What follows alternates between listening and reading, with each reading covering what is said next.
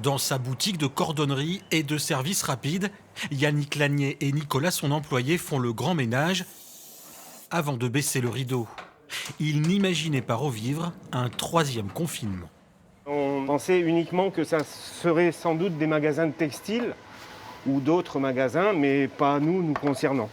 Une quarantaine de boutiques de la galerie marchande de ce centre commercial à La Couronne sont fermées par décision gouvernementale depuis samedi 18h.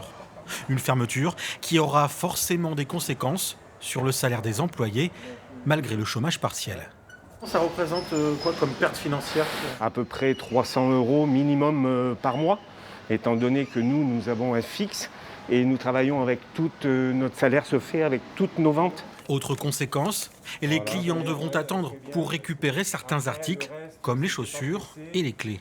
Je vous appelle pour vos chaussures, donc elles sont prêtes. Si éventuellement vous voulez venir les récupérer, vous pouvez avant midi. Car après nous sommes fermés et on n'a pas de délai pour la réouverture. À quelques mètres de là, cette chocolaterie considérée comme commerce dit essentiel reste ouverte. Mais le gérant s'attend à une fréquentation en baisse dans la galerie, notamment à l'approche de la Saint-Valentin.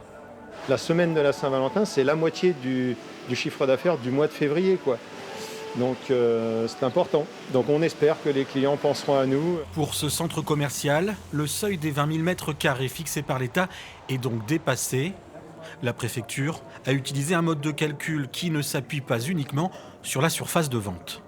Les critères qui ont été pris en compte pour laisser ouverts ou fermer les grandes surfaces, ce sont le calcul de surface totale, y compris donc non seulement les surfaces commerciales qui accueillent du public, mais aussi les réserves, les bureaux, tout ce qui est couvert.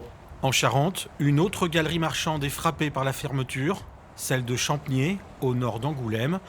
Selon la préfecture, les commerçants touchés devraient bénéficier du fonds de solidarité.